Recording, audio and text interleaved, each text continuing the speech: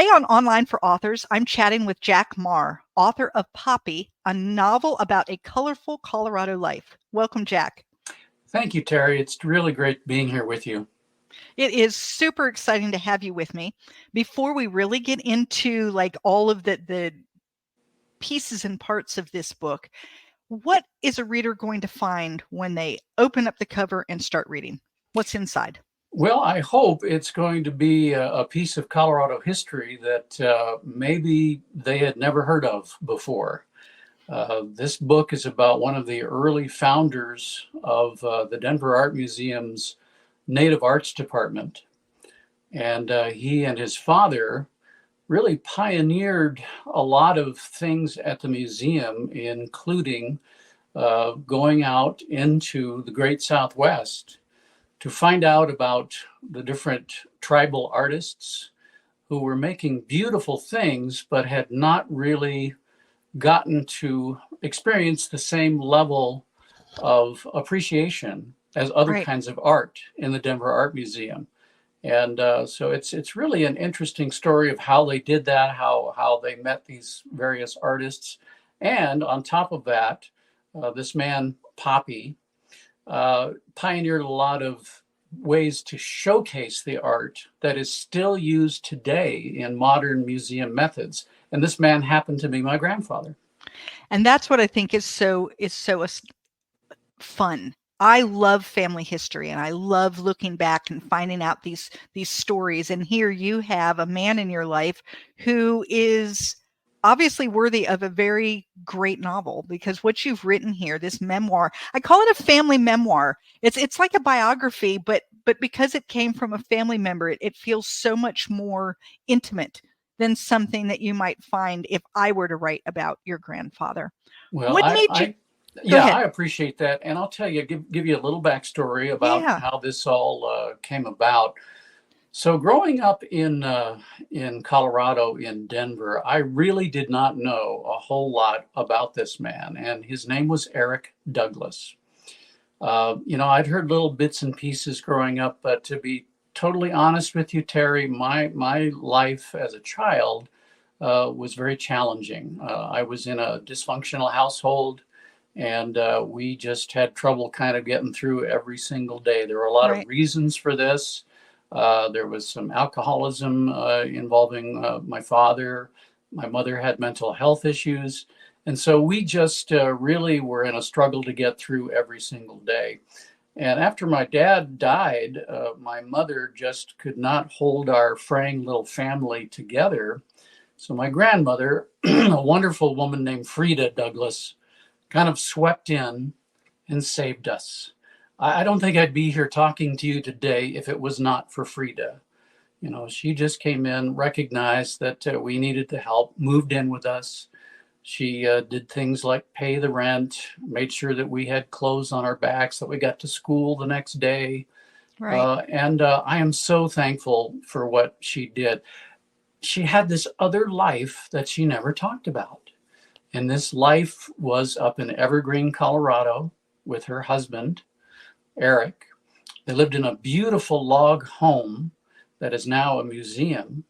Your description of that home, by the way, I thought, I could go live there. I think I want to go write a book there.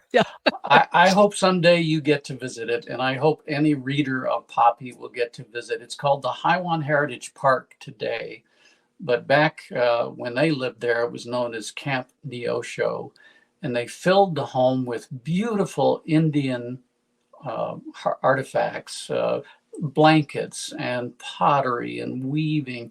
They just loved Native American culture. And I'll get into why that all happened. But anyway, so she had this whole other life I never knew about until one day she came in to my bedroom and she handed me a supplement to the Denver Post. And it was Empire magazine. It was published, somewhat regularly. And it was about the history of certain things in Colorado. And the cover story was about this beautiful place in Evergreen where she lived with Eric and the children. And she said, Jack, you may want to hang on to this because it's about your family. And that was about it.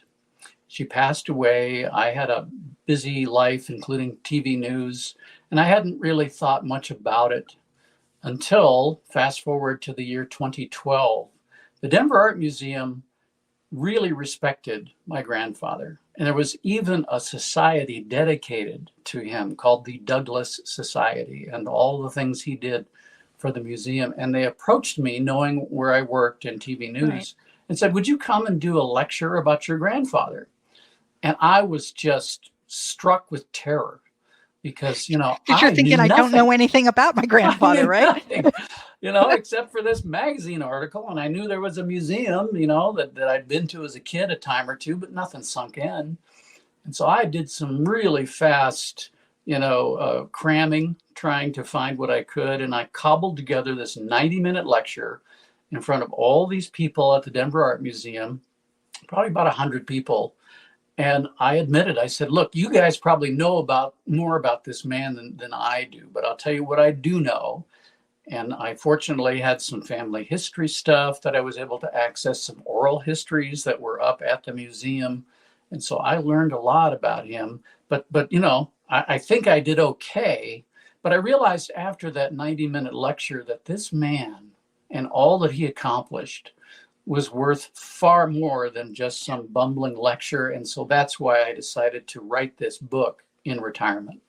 So how long did it take you from the point that you said, obviously he needs more than 90 minutes, to when it came out? What did that process look like for you?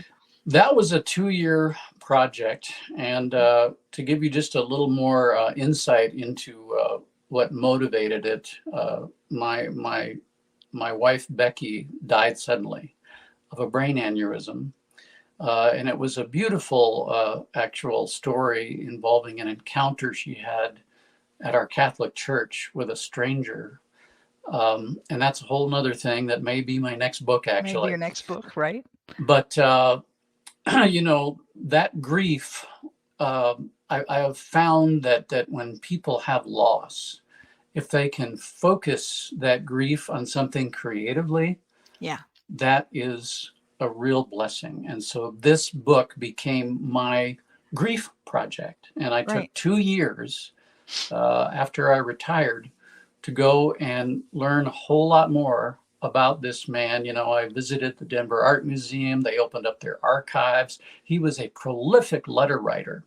And I just had boxes. I'll never forget, they were wheeling in these piles of boxes for me to go through. And it was very well cataloged, a lot of technical writing that he did about these different objects that, you know, he put in the museum. I went up to Haiwan, to the old Camp Neo show, and they also had records there. I went to the Southwest, and I camped in some of the places they camped when they'd make these expeditions into Hopi land and Navajo land. I was actually privileged to go on to a place very few people get to visit. That is a canyon that is in Navajo country near Kayenta, which figures into the book, and got to see the red earth that they, you know, traveled through on horseback and by mule train, and got to camp out under the stars and just to get a sense of where they were and what it was like. And so that really was the 2 years. The book itself, the writing happened pretty quickly. I also went to the grave sites of my grandfather, my grandmother, my great-grandfather, my great-grandmother, and I asked their permission to say, you know, I hope this is okay if I write this book. And I think in some way they were helping me. They were channeling into me as I wrote. Yeah. I feel that happens a lot when you're writing about family and things, that things open to you in ways that you really believe that they must have had some way of helping that to happen, because being given opportunities that most people wouldn't have, and you think, well, that was opened to me for a reason. So I love that you did this for your grandfather. One of my questions, and now I think you've pretty much answered it, had been like, are you into Native American art the way your grandfather was? And I'm going to say probably you were not growing up. You're correct. You are correct. You know, as a teenager, I'm the guy that had the MC Escher poster on the Right. wall next to the one of Richard Nixon. Would you buy a used car from this man? Right. And so that was not my world, not my world Right. at all. When I went to college, which was New Mexico State in southern New Mexico, you know, I just kind of had it in the back of my mind, well, maybe I should try to learn a little bit more. Still not really into their world or really knowing much about it. So I took a couple of courses in anthropology, and it was just so dry and dusty, and unfortunately was just not my thing. So I went into journalism instead. And as far as, you know, acquiring objects, you know, on my trip, I did visit some museums, and I purchased like a small pot, a small figurine, something like that, to bring back and to put around me as I wrote. So I would kind of draw inspiration. Right. But as far as all those objects, and keep in mind, they had like 6,000 objects at the time, you know, in the museum. Much of it was from the Douglas family. It all was at the museum. That was what they wanted. They wanted the public to have access to all of this. So I think I ended up with one beautiful black pot, a Martinez pot, and that is has a proud place on my shelf, and it's very small. But that's about it. That's all I have. Right. So sometimes it's interesting to me to think how, you know, someone can be so instrumental, like your grandfather, in a particular area, and you go back just a few more generations and that's just missing. You know, it's no longer a thing. And so you really do, when you put a mark out there in the world, you don't know that you're really passing it on to your family. And that's really a big reason I wrote Poppy, was I wanted my children and my grandchildren to know more about this guy and what he accomplished, and the Douglas family. And they just had wonderful stories that you know, I've read a lot of Western literature, and I just had not come across the kinds of things that intersected with the Douglas family. I'll give you just one quick example that's from the book. As part of my research, I was able to come across a 1921 diary written by Charles Winfred Douglas, who was Poppy's dad. And so they were on this expedition through Monument Canyon. And they were talking, he was talking in his diary about how they found water for the horses and the mules that day, how beautiful the sunset was. And then just this one sentence, oh, and we rescued a mule from a pine tree, period. Okay. All right. Yeah. And so I just realized at that point, there has got to be more to this. That's why I made it a novel. There was plenty of facts about everything related to their lives, but sometimes there just wasn't a lot of detail around that. And so that is how I, in the early part of the book, you know, sort of use my imagination to figure out, how did the mule get in the pine tree? How did they get the mule out of the pine tree? Out of the pine tree, yeah. Like, what is a mule doing in a pine tree, right? Exactly. And so there was a little bit of that, but much of it, thankfully, you know, is documented through the prolific letter writing that both these men did. You know, again, no cell phones back in the early 1900s. So letter writing, diaries, and I think we've lost that as a culture. And I worry about future archaeologists only having, you know, little, you know, 20 character messages to try to draw from. I mean, letter writing, I don't know, it's a great way of expressing your soul. And these men both did that throughout their lives. That's awesome. You open the book where Poppy is ill. He's dying. He's in a hospital room, and he's about to win an award. And he doesn't want anyone to really to recognize. He doesn't want to be the center of attention, even though he is the center of attention, right? He doesn't want to be the center of attention. He's gone blind, but he doesn't even want anyone to recognize that. And so he practices walking from his bed to the window and back so that he can do this to accept his award and not have anyone be concerned with the fact that he's going downhill. And then I read the rest of the book, and I thought that kind of sums up his character. That's very insightful. I would like to think that was the case. And again, that's a true incident. It was related by my Aunt Eve, who is long gone from us now, but she was one of the ones who recorded an oral history up in Evergreen. And she talked about that. And he didn't even want Frida, his wife, to know that he could no longer see. And so he practiced the walking back and forth and counting the steps. And I think that is true. He really didn't feel that comfortable in the spotlight. No. And I unfortunately was only 2 when he died. So I have this memory. At that point, he had bone cancer, and the surgeons had to take off one of his arms. And so I have this very hazy memory of a very tall, scary-looking one-armed giant. And that's about all I had for many, many years, until I really got to know him through these letters and other descriptions that people had left behind in the oral histories. And I'll tell you, the best part about this whole project, Terry, towards the end, just really months before he ultimately died at the age of 58, he was pretty young. He was still called upon because of his expertise in Native American art by museums all over the world, really. And this one particular museum, the Logan Anthropological Museum in Beloit, Wisconsin, needed his help sorting through a collection that they had received, and they wanted to find out how much of this should we really keep. Was it really good stuff, or should we just kind of, donate it or whatever? So with the one arm, frail, towards the end, he goes to this museum, and they actually recorded this session that he had with the director of the museum as he went through all of these objects.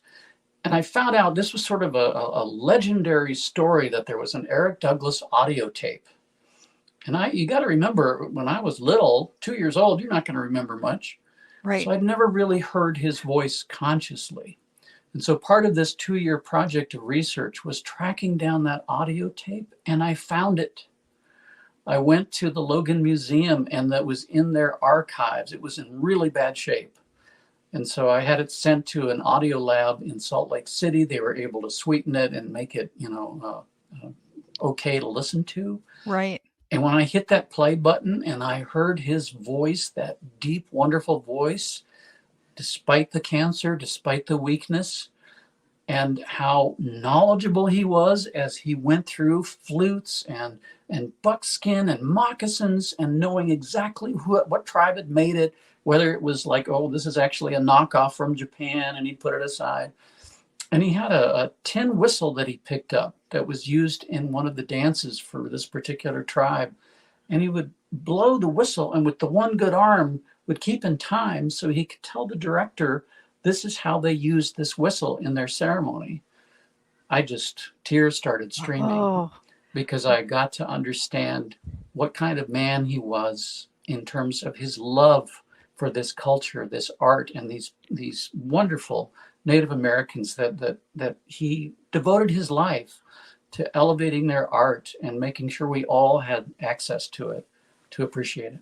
Some of my favorite stories were when he would go and interact with one of the artists within his or her community. And the one I'm thinking of in particular, there was a potter, and she was older, and she now had someone else going and getting the clay and bringing everything to her, and she was no longer doing that portion of it. And I don't know, there was just something about the fact that he recognized what this woman could do, and that if someone else didn't learn it, that it would die away.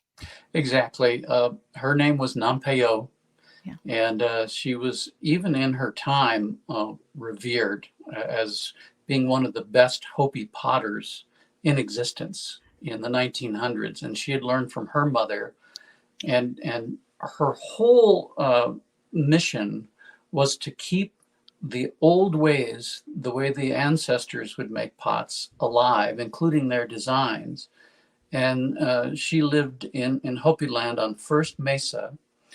And at the time, they had these boxes atop these mesas that they lived in, and there were ladders to get, from place to place.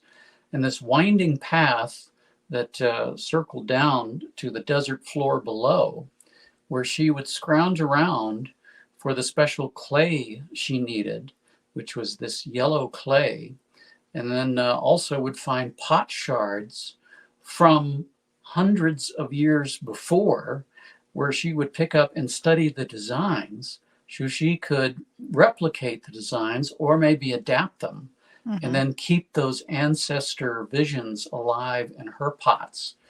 And as you say, in my book, she is assisted by her daughter Annie because she had a insidious eye disease that had scarred her corneas.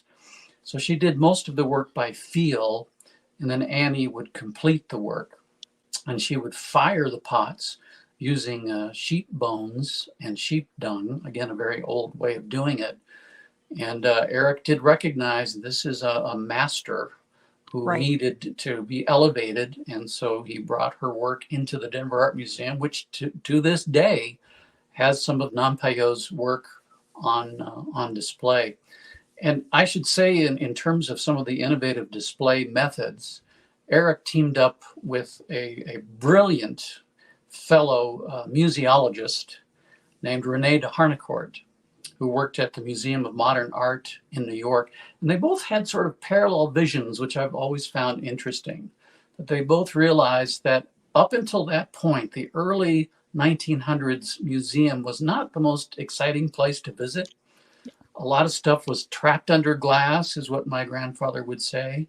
And unless you were an egghead, which he called people that, spent a lot of time in museums like that, you really wouldn't get a feel for the objects. Right. And so René was pioneering some great methods to paint the backgrounds of the museum to match the objects, which was pretty revolutionary at the time. So in the case of Nampayó, this beautiful pot that had this yellowish, reddish tinge from the clay that she would get, then, Eric would paint the background, so that it would match the pot, which again sounds pretty simple, but back then that's not what people thought. He would raise the pedestals out of the floor so that the object was right in front of you instead of behind glass. So you really got a sense of the art, and you could, do a 360 around it to see it from every angle. And so, with René's inspiration and help, he really revolutionized a lot of methods that are still in use today. The other thing that your grandfather did was he liked doing, bring in the artist and let them produce their art in front of people. Or he did the fashion show. Yes. Where he had people wearing different fashion from different parts of, different eras and whatnot.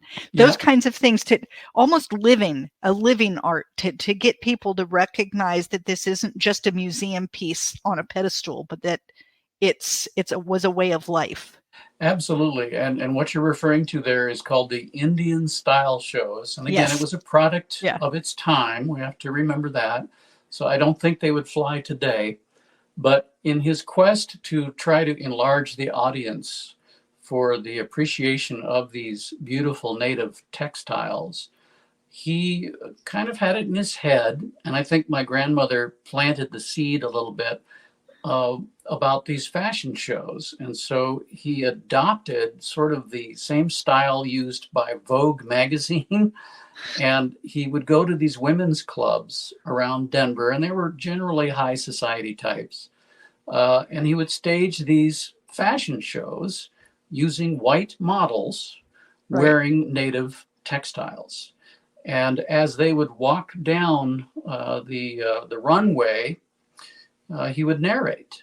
And the fashions ranged from the early 1800s. I mean, these were all in the Denver Art Museum's collection, to more contemporary styles, because, he wanted to make sure that these women knew these artists are still making beautiful things. Right. And so in the 1940s and the 1950s, these Indian style shows went beyond Colorado and were presented hundreds of times. And he just tried to meet these audiences where they were at. Because you have to remember at that time, Hollywood really fostered sort of this cliche version of the Native American. Right. You've got the cowboys and Indians, cowboys and Indians, right. And there was just a lot of racist portrayals. Exactly. And so he wanted to try to break that stereotype. And interestingly enough, through these fashion shows, eventually these styles inspired white designers. If you look back on, especially 50s fashion, you will start to see some of these Native American approaches to, things that were coming out of New York. And it was a result of what he was doing through the Indian style shows. I think that's amazing. Now, you talked about the research, and obviously, I mean, they were bringing you boxes of things. And as an author who has done research, I know that you research far more than you ever get to put in the book. There's so much more that could be said. Is there something that you learned that just really struck you that didn't make it into the book? I would like to think that I in some way or fashion represented every aspect of his life, including his military life. Right. Because he spent part of World War II in the South Pacific as the administrator of a hospital, and he was in charge of over 100 nurses. And I guess if I was to look at something that I wish I could have spent more time on, that would have been it. That would have been it. Because he had a really beautiful friendship with these nurses, and they were on the front lines of the Pacific War, and it was horrific. A lot of these Marines and these soldiers were exposed to just horrible things. They came back with what was then called shell shock, which is today PTSD. Right. And my grandfather really pioneered. He was a pioneer in many things, but because he grew up in a home full of music and art, he kind of thought, well, maybe music can help with these men that right now a lot of them aren't even communicating because of what they went through. And so he rode home back to Evergreen and asked his dad to send scores of sacred music so that he could lead these choirs of convalescing patients, soldiers, warriors, in choir music, and sort of natively figured out that would help them in their journey to heal. So, using this music therapy, I wish I could have gone into more detail about that. And then after the war, there's such a bond, of course, between people that survive all of these things, especially in the in hospitals in wartime. And so he kept up this friendship with these nurses almost until the day he died. We talked earlier about how he hid his blindness. Yes. He also did not want to reveal how serious the cancer was to these nurses. So whenever he met them at reunions, they try to meet every year, he would downplay how sick he really was. Yeah. He called them his chicks. Again, we're talking 1940s and 50s. They got to remember the time period, folks. And they turned Poppy into Pappy. So it was Pappy and his chicks. And at the close of their service, before they left New Hebrides in the South Pacific, he wrote a book of verses from Pappy to his chicks. And for every one of those nurses, he wrote a little line about them, which I thought was sweet as a keepsake, so they could remember him and their time together in war. I think that could make an amazing premise for a novel, for a World War II novel. Just, put it out there, Jack. You need to write it. In general, what has your family's reactions been to this book? There aren't many of us left. In terms of the Douglas side, Eve's daughter is still with us. And Eve was my aunt, and then Dave, my uncle. He has a couple of boys, and we're all living out here in the West. And they're very thankful that I put this down into, I would like to think, a pretty readable form, so that history is not only alive for them, but other people that appreciate Native Americans and museums and that period of time. And my immediate family, because I have 3 grown children, 2 grandchildren, they've all been wonderful about it. They've all read the book. They asked me actually to sign it for each of them, which I did. And I put on the inside page, "This is your legacy. Please keep it alive." Yeah. So that, they may never write a book of their own, but, in some way, try to let other people know about the Douglas family and Eric Douglas in particular, Poppy, and about what he brought into this world. I'll tell you, Terry, the other thing that strikes me about him was how much he accomplished in 58 years. Yeah. There was something about that era. And I don't know if people born in the 1890s just felt the clock ticking a little louder than the rest of us. But between him and his dad and Dr. Joe, Eric's mom, all 3 of these people accomplished so much in that short period of time. And it sort of makes me feel as if I need to do more. Like, oh, gee, if I had stopped at 58, what would they have said about me, right? Exactly. Yeah. Exactly. We waste so much time yeah. in this modern world with things that don't matter. It's funny. We have all these modern conveniences that were supposed to give us time. That's the point. Dishwashers are supposed to, save you time. And they do save us time, but what did we do with it? Exactly.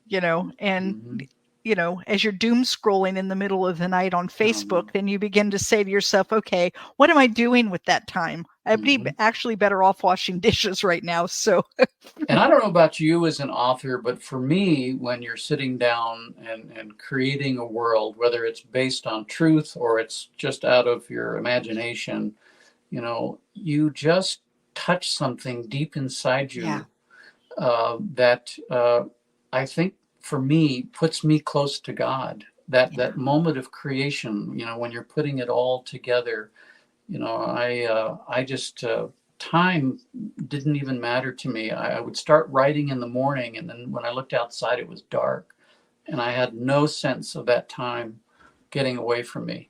When you're really in the midst of it. Yeah. When I get to go on a writer's retreat, which is where I do my best writing, it's hard for me to lose myself at home because perhaps it's just being a mom and a wife, and, my kids are grown now, but I still get calls and people need me, and the dog has to go out, and the laundry has to be done. And those things don't stop in my mind when I'm writing. But if I'm not home, they do. And I'll go to a writer's retreat, and the same thing where I'll start writing and it's just coming faster than I can even get it out on paper. And the next thing you know, I've missed breakfast, lunch, dinner. It's time for bed and I'm still writing. And so I do know that feeling. And it's a wonderful thing when it happens. Well, it sure beats doom scrolling. Yes, it does. It absolutely does. So what's next for you, Jack? Right now I am really on a journey of faith. Since my wife's incident, I have really committed to learning a lot more about my Catholic faith. I was lucky enough to experience a pilgrimage to the Holy Land last year, before the war. Yeah. And a lot of what happened during that pilgrimage has affected me deeply. And I'm going on another one next month to Fatima, Lourdes, and Medjugorje. And the whole world of Marian apparitions means a great deal to me because of what happened to my wife at church that day, and this stranger, Anne Mary.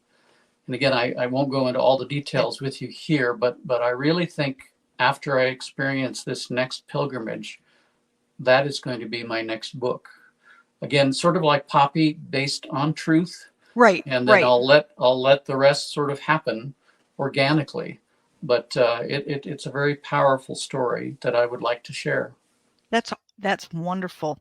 Hey guys, if you are interested in keeping this conversation going, head on over to Novels and Latte Book Club. It's on Facebook. The links are in the show notes. If you go there, you will be able to have the opportunity to win a digital copy of Poppy. Jack has made that available to us, so I'm really excited about that. Jack, if someone wanted to get up with you, reach out, talk with you about Poppy, your grandfather, talk with you about other things that are coming up for you, how do they do that? How can they get in touch with you? Of course, I have a website. It's a bit of a mouthful. Okay. sandgoatmanorpublishing.com. And I know you're really good about linking that up. I'll have it in the show notes. Absolutely. But if you go there, my previous TV news life helped me put together this website. There's a lot of multimedia on there, including a visit to Camp Neosho, now the Highland Heritage Park in Evergreen, which is a great place for school kids in Colorado to learn about not only the Douglas family, but about pioneer life and what it all took. Many, many photos of all the people that are in Poppy. So I hope you visit. You'll learn a lot. Fantastic. Well, Jack, I want to thank you so much for being with me today. This has been a wonderful conversation. Likewise. Thank you for listening to Online for Authors, where I, Terry M. Brown, author of character-driven fiction and host of the podcast, introduce readers to characters they'd love to invite to lunch. Tune in next Tuesday for another podcast episode.